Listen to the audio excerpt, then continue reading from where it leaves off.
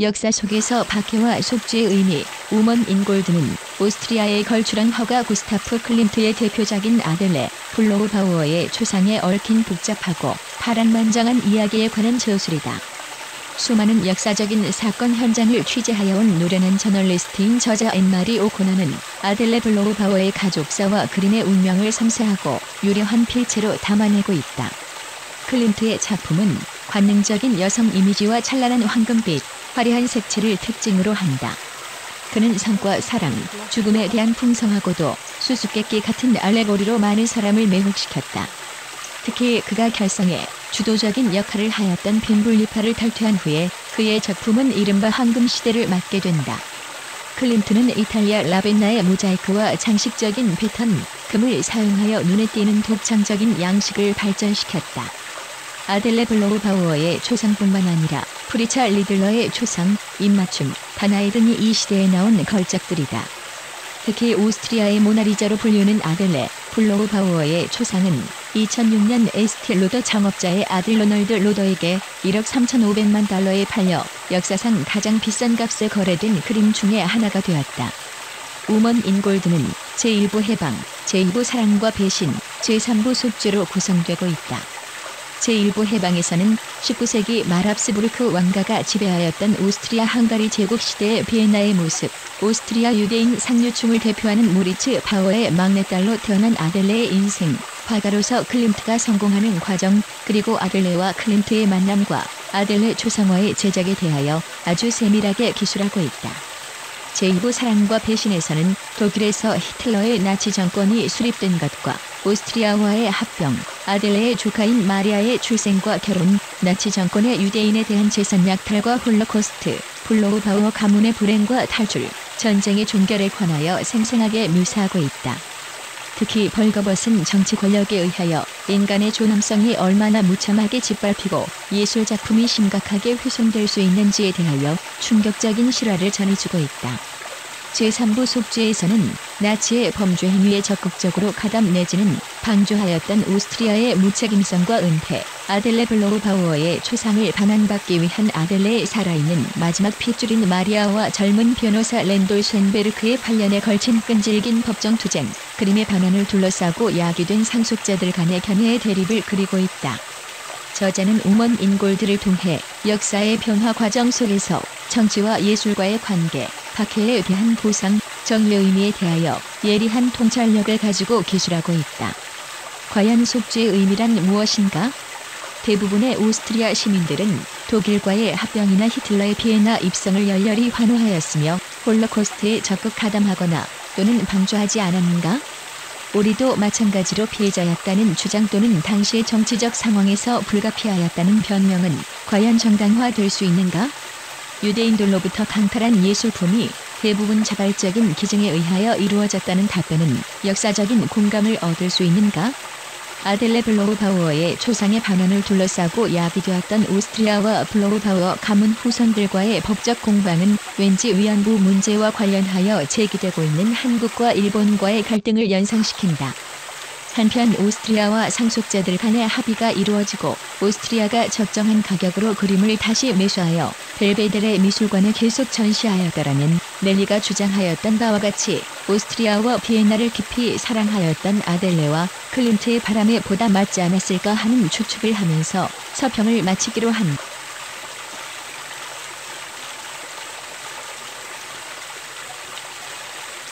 역사 속에서 박해와 속죄의 의미, 우먼 인골드는 오스트리아의 걸출한 화가 구스타프 클림트의 대표작인 아델레 블로우바우어의 초상에 얽힌 복잡하고 파란만장한 이야기에 관한 저술이다. 수많은 역사적인 사건 현장을 취재하여온 노련한 저널리스트인 저자 앤마리 오코너는 아델레 블로우바우어의 가족사와 그림의 운명을 섬세하고 유려한 필체로 담아내고 있다. 클림트의 작품은 관능적인 여성 이미지와 찬란한 황금빛, 화려한 색채를 특징으로 한다. 그는 성과 사랑, 죽음에 대한 풍성하고도 수수께끼 같은 알레고리로 많은 사람을 매혹시켰다. 특히 그가 결성에 주도적인 역할을 하였던 빈불리파를 탈퇴한 후에 그의 작품은 이른바 황금시대를 맞게 된다. 클림트는 이탈리아 라벤나의 모자이크와 장식적인 패턴, 금을 사용하여 눈에 띄는 독창적인 양식을 발전시켰다. 아델레 블로우바우어의 초상뿐만 아니라 프리차 리들러의 초상, 입맞춤, 다나이 등이 이 시대에 나온 걸작들이다. 특히 오스트리아의 모나리자로 불리는 아델레 블로우바우어의 초상은 2006년 에스테 로더 창업자의 아들 로널드 로더에게 1억 3,500만 달러에 팔려 역사상 가장 비싼 값에 거래된 그림 중에 하나가 되었다. 우먼 인 골드는 제1부 해방, 제2부 사랑과 배신, 제3부 속죄로 구성되고 있다. 제1부 해방에서는 19세기 말 합스부르크 왕가가 지배하였던 오스트리아 헝가리 제국 시대의 비엔나의 모습, 오스트리아 유대인 상류층을 대표하는 모리츠 바우어의 막내딸로 태어난 아델레의 인생, 화가로서 클림트가 성공하는 과정, 그리고 아델레와 클림트의 만남과 아델레 초상화의 제작에 대하여 아주 세밀하게 기술하고 있다.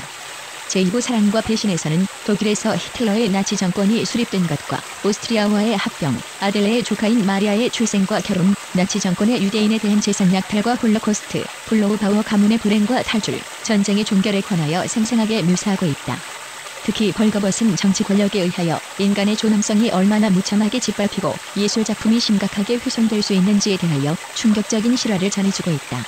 제3부 속죄에서는 나치의 범죄 행위에 적극적으로 가담 내지는 방조하였던 오스트리아의 무책임성과 은폐, 아델레 블로우바우어의 초상을 반환받기 위한 아델레의 살아있는 마지막 핏줄인 마리아와 젊은 변호사 렌돌 쇤베르크의 8년에 걸친 끈질긴 법정 투쟁, 그림의 방안을 둘러싸고 야기된 상속자들 간의 견해의 대립을 그리고 있다. 저자는 우먼 인 골드를 통해 역사의 변화 과정 속에서 정치와 예술과의 관계, 박해에 대한 보상, 정의의 의미에 대하여 예리한 통찰력을 가지고 기술하고 있다. 과연 속죄의 의미란 무엇인가? 대부분의 오스트리아 시민들은 독일과의 합병이나 히틀러의 비엔나 입성을 열렬히 환호하였으며 홀로코스트에 적극 가담하거나 또는 방조하지 않았는가? 우리도 마찬가지로 피해자였다는 주장 또는 당시의 정치적 상황에서 불가피하였다는 변명은 과연 정당화될 수 있는가? 유대인들로부터 강탈한 예술품이 대부분 자발적인 기증에 의하여 이루어졌다는 답변은 역사적인 공감을 얻을 수 있는가? 아델레 블로우바우어의 초상의 반환을 둘러싸고 야기되었던 오스트리아와 블로우바우어 가문 후손들과의 법적 공방은 왠지 위안부 문제와 관련하여 제기되고 있는 한국과 일본과의 갈등을 연상시킨다. 한편 오스트리아와 상속자들 간의 합의가 이루어지고 오스트리아가 적정한 가격으로 그림을 다시 매수하여 벨베데레 미술관에 계속 전시하였더라면 넬리가 주장하였던 바와 같이 오스트리아와 비엔나를 깊이 사랑하였던 아델레와 클림트의 바람에 보다 맞지 않았을까 하는 추측을 하면서 서평을 마치기로 한다.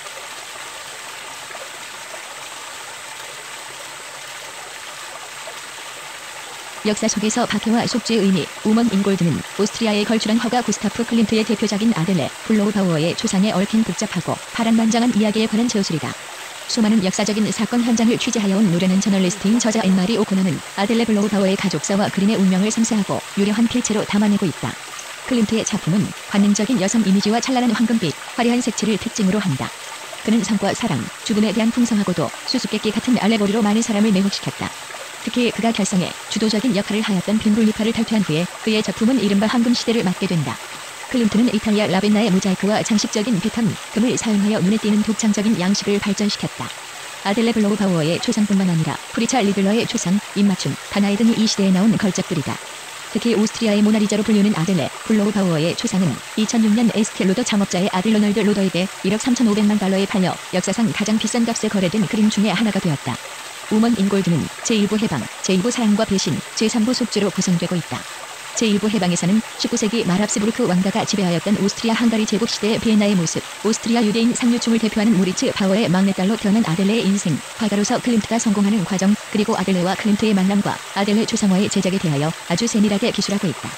제2부 사랑과 배신에서는 독일에서 히틀러의 나치 정권이 수립된 것과 오스트리아와의 합병, 아델레의 조카인 마리아의 출생과 결혼, 나치 정권의 유대인에 대한 재산 약탈과 홀로코스트, 블로우바우어 가문의 불행과 탈출, 전쟁의 종결에 관하여 생생하게 묘사하고 있다. 특히 벌거벗은 정치 권력에 의하여 인간의 존엄성이 얼마나 무참하게 짓밟히고 예술 작품이 심각하게 훼손될 수 있는지에 대하여 충격적인 실화를 전해주고 있다.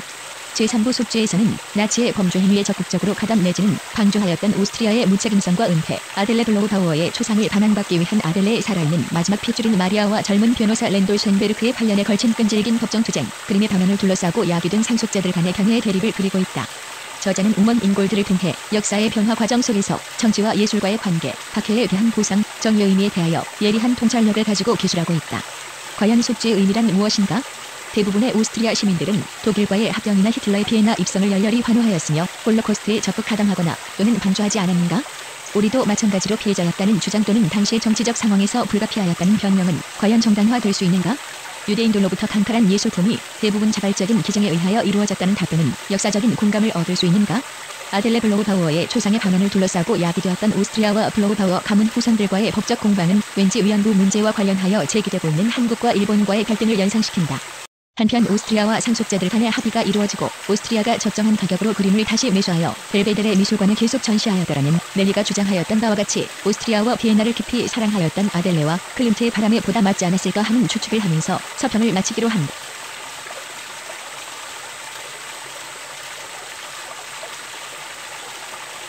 역사 속에서 박해와 속죄의 의미, 우먼 인골드는 오스트리아에 걸출한 허가 구스타프 클림트의 대표작인 아델레 블로우바우어의 초상에 얽힌 복잡하고 파란만장한 이야기에 관한 저술이다. 수많은 역사적인 사건 현장을 취재하여온 노련한 저널리스트인 저자 앤마리 오코너는 아델레 블로우바우어의 가족사와 그림의 운명을 섬세하고 유려한 필체로 담아내고 있다. 클림트의 작품은 관능적인 여성 이미지와 찬란한 황금빛, 화려한 색채를 특징으로 한다. 그는 성과 사랑, 죽음에 대한 풍성하고도 수수께끼 같은 알레고리로 많은 사람을 매혹시켰다.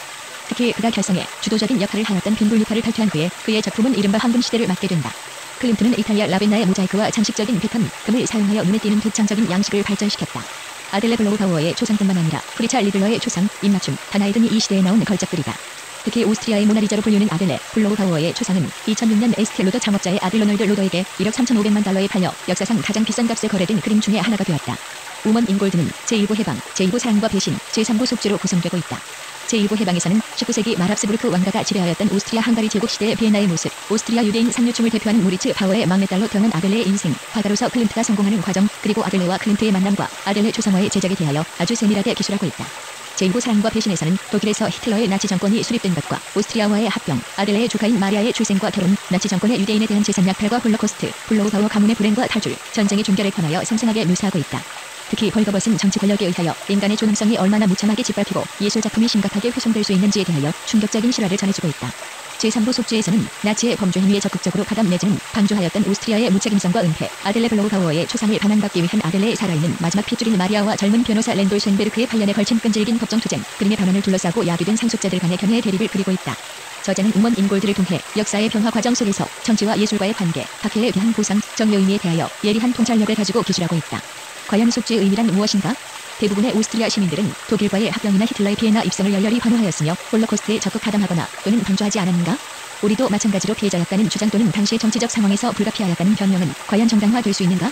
유대인들로부터 강탈한 예술품이 대부분 자발적인 기증에 의하여 이루어졌다는 답변은 역사적인 공감을 얻을 수 있는가? 아델레 블로우바우어의 초상의 반환을 둘러싸고 야기되었던 오스트리아와 블로우바우어 가문 후손들과의 법적 공방은 왠지 위안부 문제와 관련하여 제기되고 있는 한국과 일본과의 갈등을 연상시킨다. 한편 오스트리아와 상속자들 간의 합의가 이루어지고 오스트리아가 적정한 가격으로 그림을 다시 매수하여 벨베데레 미술관에 계속 전시하였더라면 넬리가 주장하였던 바와 같이 오스트리아와 비엔나를 깊이 사랑하였던 아델레와 클림트의 바람에 보다 맞지 않았을까 하는 추측을 하면서 서평을 마치기로 한다.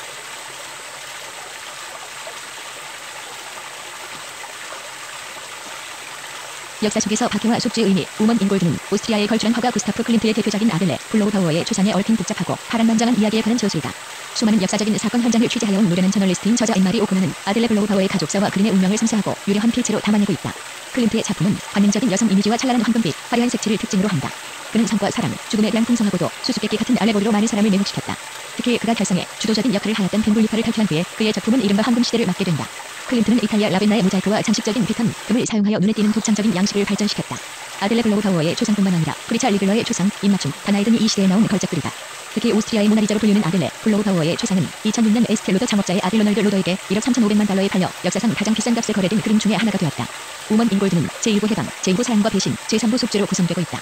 제1부 해방에서는 19세기 말 합스부르크 왕가가 지배하였던 오스트리아 헝가리 제국 시대의 비엔나의 모습, 오스트리아 유대인 상류층을 대표하는 모리츠 바우어의 막내딸로 태어난 아델레의 인생, 화가로서 클림트가 성공하는 과정, 그리고 아델레와 클림트의 만남과 아델레 초상화의 제작에 대하여 아주 세밀하게 기술하고 있다.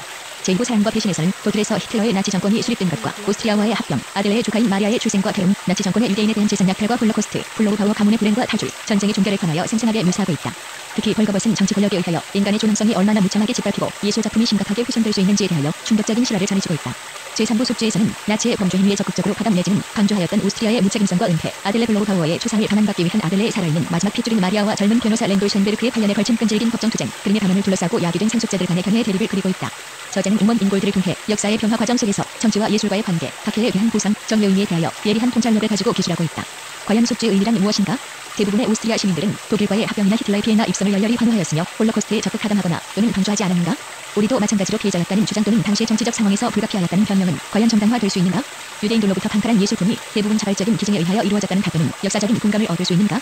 아들레 블로우바우어의 초상의 반환을 둘러싸고 야기되었던 오스트리아와 블로우바우어 가문 후손들과의 법적 공방은 왠지 위안부 문제와 관련하여 제기되고 있는 한국과 일본과의 갈등을 연상시킨다. 한편 오스트리아와 상속자들 간의 합의가 이루어지고 오스트리아가 적정한 가격으로 그림을 다시 매수하여 벨베데레 미술관에 계속 전시하였더라면 넬리가 주장하였던 바와 같이 오스트리아와 비엔나를 깊이 사랑하였던 아델레와 클림트의 바람에 보다 맞지 않았을까 하는 추측을 하면서 서평을 마치기로 한.